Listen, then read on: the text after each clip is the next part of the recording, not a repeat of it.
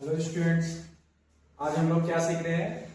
Class 9 और 10 में आने वाला कोऑर्डिनेट ज्योमेट्री। ठीक है, कोऑर्डिनेट ज्योमेट्री बेसिकली क्या है? किसी पॉइंट को डिनोट करने का, किसी भी पॉइंट को पर्टिकुलरली डिनोट करने का एक माध्यम बोल सकते हैं, या फिर एक प्लान जो हम लोग को काम आता है। ठीक है, तो कोऑर्डिनेट ज्योमेट्री मैथ में बहुत इंपॉर्टेंस रखता है। तो ये हम लोग का क्लास 9 और 10 दोनों के लिए काम आएगा। इस बार क्लास 9 में कुछ सिलेबस चेंज हुआ है, और इस सिलेबस में अगर देखोगे तो 10 का कुछ पार्ट इंक्लूड किया गया है। ठीक है, तो ये इंक्लूड पार्ट क्या है?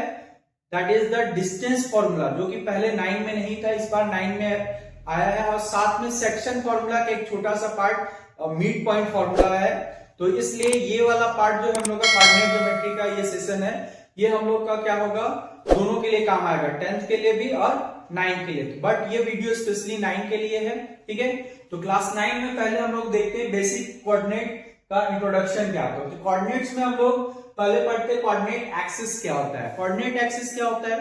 यहां पर बोले the position of a point in a plane is determined with reference to two fixed mutual perpendicular lines called the coordinate axis. ठीक है, तो किसी पॉइंट को हम लोग दिखाने के लिए क्या करते हैं, किसी प्लेन में जब दो परपेंडिकुलर लाइन लेते हैं, एक दूसरे के म्यूचुअली परपेंडिकुलर होता है, तो वो दोनों लाइन क्या हो जाता है हम लोग के लिए? कोऑर्डिनेट एक्सिस कहलाता है। ये हम लोग का रेफरेंस लाइन होता है, जिसके बिहाफ में हम लोग कोई पॉइंट दिखा पाते हैं। ठीक है, तो ये दोनों अभी दिख रहा है जो एक्स, ये हम लोग का ये हम लोग का क्या है? एक्स एक्सिस है। ठीक है, और ये हम लोग का वाई एक्सिस है। ठीक, वाई एक्स क्लियर है? तो ये हम लोग का अभी फिलहाल क्या है? कोऑर्डिनेट एक्सिस है। अब इसके बाद सेकेंड पॉइंट है कार्टेशियन प्लेन। ठीक है, कार्टेशियन प्लेन क्या होता है? बेसिकली कार्टेशियन प्लेन कोई भी एक पेपर या प्लेन पेपर जिसपे ये कोऑर्डिनेट एक्सिस आता है, वो हम लोग का कार्टेशियन प्लेन बन जाता है। अभी जैसे ये बोर्ड है, बोर्ड हम लोग का प्लेन पेपर की तरह वर्क कर रहा है, तो इसमें हम लोग क्या किए, दोनों एक्सिस अप्लाई किए। तो ये एक्सिस जब यहां पर आ गया, तो ये मेरे लिए क्या बन गया? कार्टेशियन प्लेन बन गया। ठीक है, अब है ऑर्डर्ड पेयर। ऑर्डर्ड पेयर क्या होता है, तो इसको हम लोग आगे समझेंगे। ऑर्डर पेयर में होता है कि अगर कोई पेयर ऑफ नंबर्स को हम लोग किस एक ऑर्डर में ऐसे लिखे कि जिसमें फर्स्ट नंबर ए जो है और सेकंड नंबर बी, वो हमेशा इस रूप में रहे कि फर्स्ट नंबर पहले आए, इसके बाद सेकंड नंबर आए, तो ये पार्ट जो लिखते हैं इसको ही हम लोग क्या बोलते हैं? ऑर्डर्ड पेयर बोलते हैं। ठीक है, जो अभी हम लोग कोऑर्डिनेट ज्योमेट्री में इसको हम लोग देखेंगे कि ऑर्डर्ड पेयर कैसे लिखा जाता है। ठीक है, और यही पार्ट हम लोग का कोऑर्डिनेट ज्योमेट्री का मेन इंपॉर्टेंट पार्ट बनेगा। ठीक है, तो फिलहाल अभी देखते हैं, जैसे ये हम लोग का कोऑर्डिनेट ज्योमेट्री का बेसिक है। कार्टेशियन प्लेन को जब हम लोग एक्स एक्सिस और वाई एक्सिस में बांटते हैं, तो ये कार्टेशियन प्लेन जब तैयार हो जाता है, तो इस लाइन को हम लोग क्या बोलते हैं? X axis. ठीक है, एक्स एक्सिस हॉरिजॉन्टल लाइन होता है, वर्टिकल लाइन क्या होता है हम लोग का? वाई एक्सिस होता है, इसको हम लोग बोल सकते हैं वाई एक्सिस। ठीक है, अब एक्स एक्सिस और वाई एक्सिस को और को क्या बोला जा सकता है? तो एक्स एक्सिस और वाई एक्सिस क्या कहलाता है? एक्स एक्सिस को हम लोग एब्सिसा भी बोल सकते हैं, एब्सिसा भी कहते हैं। ठीक है, ये याद रखना है, क्योंकि बहुत बार क्वेश्चन में एब्सिसा और ऑर्डिनेट के नाम से जाना जाता है कि क्या होता है। ठीक है, तो एक्स एक्सिस का वैल्यू या एक्स एक्सिस को एब्सिसा बोलेंगे, और वाई एक्सिस को ऑर्डिनेट से रिप्रेजेंट करते हैं या ऑर्डिनेट बोलते हैं। ठीक है, तो कभी कभी किसी पॉइंट के लिए बोलेगा कि this point is the ordinate is इतना एंड द एब्सिसा इज इतना, तो जहां एब्सिसा बोलेगा वो एक्स का वैल्यू होगा, और जो ऑर्डिनेट बोलेगा वो वाई का वैल्यू होगा। ठीक है, तो हॉरिजॉन्टल एक्सिस हम लोग का क्या बन गया? एक्स एक्सिस, और ये वर्टिकल एक्सिस हम लोग का वाई एक्सिस बन गया, यानी वाई ओ वाई डैश और एक्स ओ एक्स डैश और वाई ओ वाई डैश। ठीक है, ये दोनों एक्सिस हम लोग का कार्टेशियन प्लेन तैयार किया। अब इसमें एक चीज ध्यान देना है कि इसमें जहां ये एक दूसरे को कट करता है, ठीक है, इंटरसेक्ट करता है, वो इसका क्या कहलाता है? ऑरिजिन कहलाता है। क्या कहलाता है? ऑरिजिन।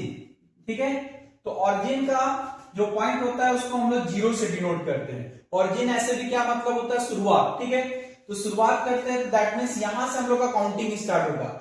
इसमें इस साइड जो जाएंगे एक्स एक्सिस में राइट साइड जाएंगे तो ये पॉजिटिव होगा और लेफ्ट साइड जाएंगे तो नेगेटिव होगा। जैसे हम लोग नंबर सिस्टम में क्या करते थे, राइट साइड वाला जीरो के राइट साइड वाला पॉजिटिव होता था, लेफ्ट साइड वाला नेगेटिव होता था, ठीक है। तो सेम तरीके से यहाँ पे क्या होगा कि जीरो के राइट साइड जो जाएंगे, जो भी काउंटिंग होगा वो पॉजिटिव होगा, और जीरो के लेफ्ट साइड जाएंगे तो वो नेगेटिव होगा। और इसी तरह अप साइड जाएंगे तो ये क्या हो जाएगा, पॉजिटिव होगा, और डाउन साइड जाएंगे तो ये नेगेटिव हो जाएगा, ठीक है, क्लियर। यानी ऊपर जाने पे जो भी वैल्यू होगा वो पॉजिटिव में होगा, और नीचे जाने पे जो भी वैल्यू होगा वो नेगेटिव में होगा, ठीक है। तो ये वैल्यू हम लोग को किसी पॉइंट को एग्जैक्ट बताने के लिए कि वो कहां पर है वो पता चल जाएगा, ठीक है। अब इसमें क्या है, एक चीज और देख रहे हैं हम लोग, ये इसको 4 भाग में बांट दिया, 4 पार्ट्स में बांटा, तो हर पार्ट्स को हम लोग क्या बोलते हैं, क्वाड्रेंट बोलते हैं, क्वाड्रेंट, ठीक है। ये भी क्वाड्रेंट है। क्वाड्रेंट मतलब हिंदी में इसको चतुर्थांश बोला जाता है। क्या बोला जाता है, चतुर्थांश, यानी चौथा अंश। अंश मतलब हिस्सा, ठीक है। तो चतुर्थांश मतलब चौथा हिस्सा। तो चूंकि 4 पार्ट है तो 1/4 पार्ट क्वाड्रेंट कहला रहा है, ठीक है। इसलिए इसको चतुर्थांश बोलो या फिर क्वाड्रेंट बोले।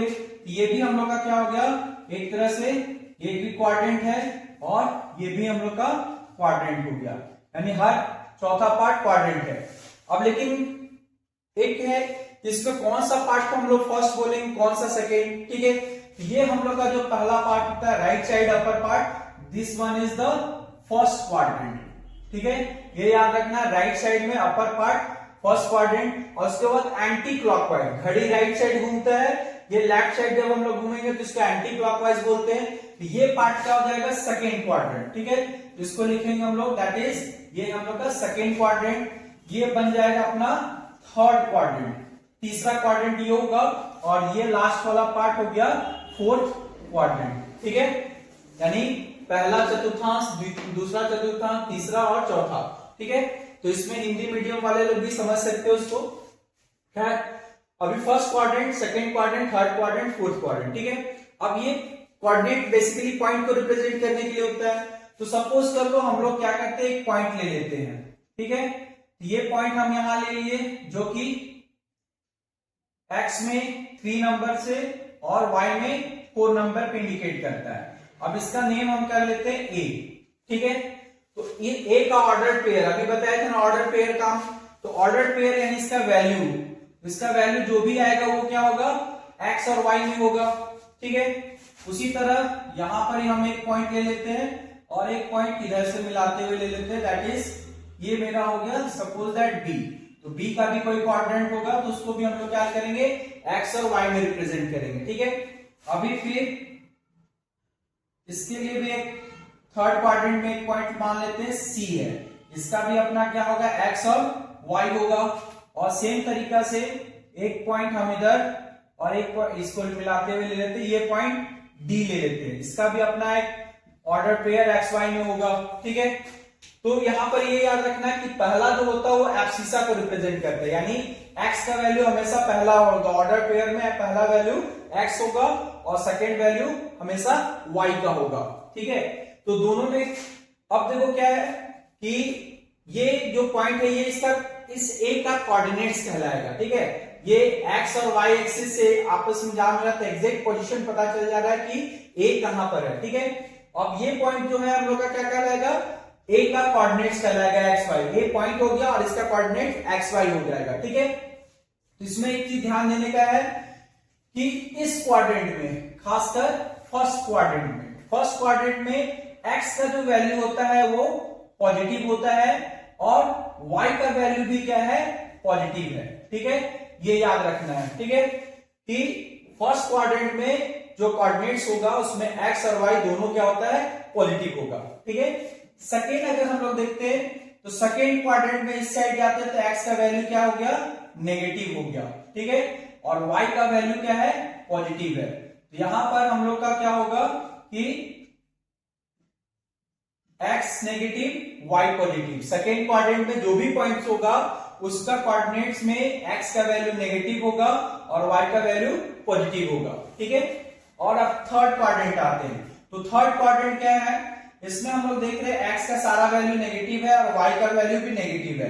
दैट मीन्स x भी नेगेटिव और y भी नेगेटिव होगा। ठीक है, तो थर्ड क्वाड्रेंट में जो भी पॉइंट होगा उसका कोऑर्डिनेट्स हमेशा नेगेटिव होगा, यानी x का वैल्यू भी नेगेटिव और y का वैल्यू भी नेगेटिव। ठीक है, और रहा फोर्थ क्वाड्रेंट, तो फोर्थ क्वाड्रेंट में हम लोग देख रहे हैं x का वैल्यू पॉजिटिव है और y का वैल्यू क्या है, नेगेटिव है।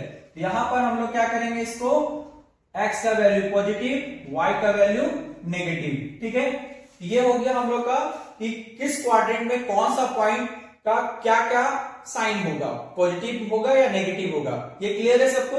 ठीक है, अब ये देखो, अब हम a का कोऑर्डिनेट्स लिखते हैं। तो a का कोऑर्डिनेट x में जो वैल्यू होगा वो पहले लिखेंगे। a कितना के बराबर हो गया, दैट इज 3, और y में इसका वैल्यू कितना है, 4। तो ये a का कोऑर्डिनेट्स हो गया 3,4। ठीक है, यानी ये ऑर्डर पेयर इसका 3, 4 हो गया। ठीक, b का लेते हैं।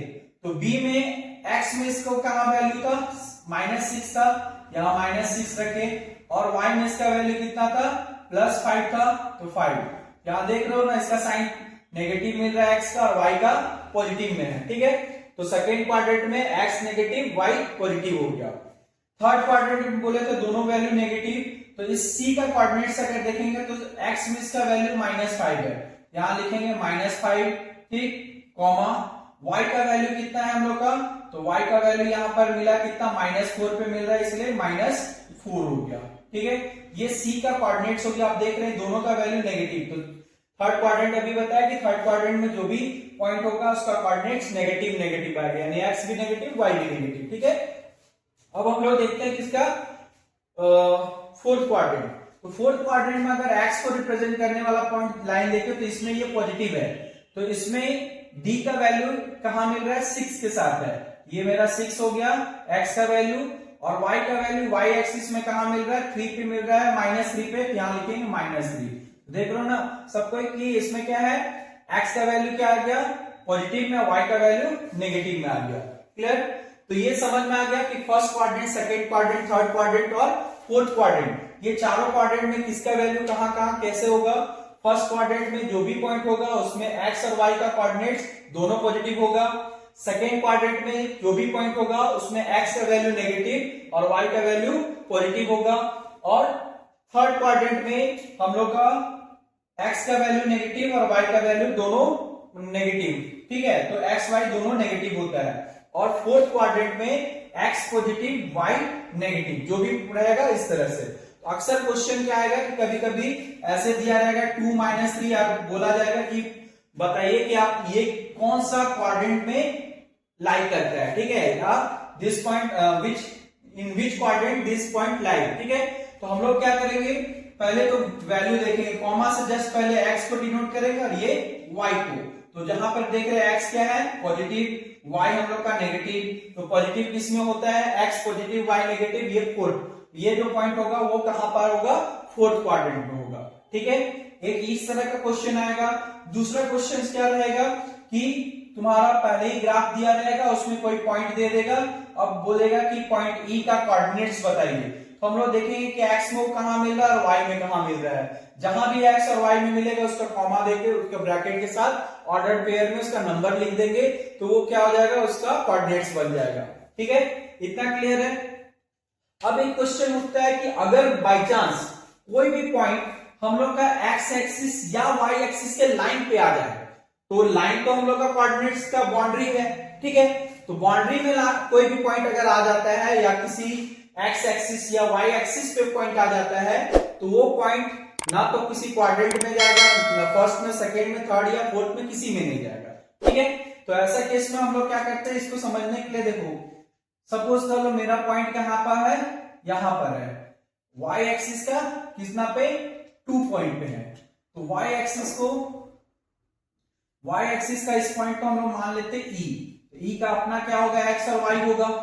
ठीक है, लेकिन देखो y एक्सिस यहां पूरा y का वैल्यू ऊपर नीचे हो रहा है। ठीक है, बट y एक्सिस पे x का वैल्यू क्या आ जा रहा है, 0 हो जा रहा है। ठीक है, यहां पर y एक्सिस पे x का वैल्यू 0 है, तो यहां पर ये 0 लिखाएगा और y एक्सिस पे जिस पॉइंट पे ये पॉइंट रहेगा वो पॉइंट का वैल्यू यहां लिखा जाएगा। तो इस तरह से अगर हम लोग देखें तो ई का कोऑर्डिनेट्स क्या हो जाएगा 0,2 हो जाएगा। ठीक है, तो अगर कोई पॉइंट दिया रहेगा उसमें एक्स या वाई में से जिसका वैल्यू 0 दे देगा तो समझो वो दूसरे वाले कोऑर्डिनेट पे, यानी जिसका वैल्यू 0 दिया उस एक्सिस पे वो लाई नहीं करेगा, बल्कि किस पे लाई करेगा, जिसका वैल्यू दिया हुआ है। जैसे इसमें y का वैल्यू दिया तो ये y पे लाई करेगा, x का वैल्यू नहीं है इसलिए। ठीक है, अब अगर ये मान लो सपोज करो यही पॉइंट यहां पर x एक्सिस पे होता है, सपोज दैट ये f है, f का भी हम x और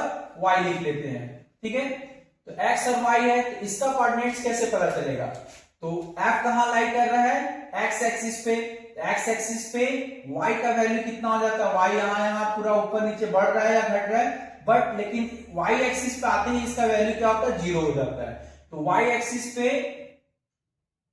एक्सिस का वैल्यू क्या होगा, x एक्सिस पे 0 हो जाएगा और x का अपना कोई वैल्यू होगा, तो x का वैल्यू अभी यहाँ पर क्या है, पॉइंट जहां पर होगा x एक्सिस पे वही उसका वैल्यू होता है। यहाँ पर 4 पे है तो इसका कोऑर्डिनेट्स हो जाएगा 4 0। ठीक, तो x एक्सिस पे x का वैल्यू होगा, y का वैल्यू 0 हो जाएगा, और y एक्सिस पे y का वैल्यू होगा, x का वैल्यू 0 हो जाएगा। ठीक है, क्लियर है ये चीज, यानी x एक्सिस पे x का वैल्यू रहेगा, y का वैल्यू उस पे 0 हो जाता है। तो जहां भी y का वैल्यू 0 होगा और x का कोई वैल्यू दिया रहेगा तो किस पे लाई करेगा, x एक्सिस पे लाई करेगा। और अगर y का वैल्यू गिवन है और x का वैल्यू 0 है तो वो y एक्सिस पे लाई करेगा। ठीक है, तो ये पार्ट जो है ये बेसिक है हम लोग का कोऑर्डिनेट ज्योमेट्री का। ठीक है, क्लास 9 के लिए भी, क्लास 10 के लिए भी, और इसके बेसिस पे बहुत बार क्वेश्चन आता है, क्वेश्चन में पॉइंट को आइडेंटिफाई करने या बताने की पॉइंट किस क्वाड्रेंट में है, या कभी कभी ग्राफ बनाकर उस पॉइंट को दिखाना पड़ता है कि इस पॉइंट को कहां पर है, इसका कोऑर्डिनेट्स कहां है, ये दिखा सकते हैं। ठीक है, और ये ग्राफ रहेगा तो ज्यादा अच्छा क्लियर होगा, इसलिए पहले हम लोग डायग्राम बना के इसको समझाएं। ठीक है, तो इसको बहुत अच्छे से समझ रहे हो आप लोग। ठीक है, और अगर कोई डाउट होगा तो इसको हम लोग नेक्स्ट वीडियो में अच्छे से क्लियर करेंगे। ठीक है, अब इसमें और क्या टॉपिक आता है, अब आने वाला टॉपिक है हम लोग का दैट इज डिस्टेंस फॉर्मूला। ठीक है, तो डिस्टेंस फॉर्मूला बेसिकली क्लास 10 का टॉपिक था। ठीक है, जिसको ला दिया गया क्लास 9 में इस बार। ठीक है, और एक सेक्शन फॉर्मूला था क्लास 10 में, वो अभी भी 10 में ही है, लेकिन उसका छोटा सा पार्ट मिड पॉइंट फॉर्मूला के नाम पे 9 पे आया है। ठीक है, 9 क्लास में आया है, तो हम लोग इसको भी देखेंगे, बट नेक्स्ट वीडियो में ये वाला पार्ट को आप लोग अच्छे से देख लो, इसमें कोई भी चीज मिसिंग हो रहा हो तो इसको हम लोग नेक्स्ट वीडियो में बता देंगे। अगर ये इंफॉर्मेटिव लगा हो तो प्लीज वीडियो को लाइक करो, और जो नए लोग हो उसको प्लीज सब्सक्राइब करो। Thank you.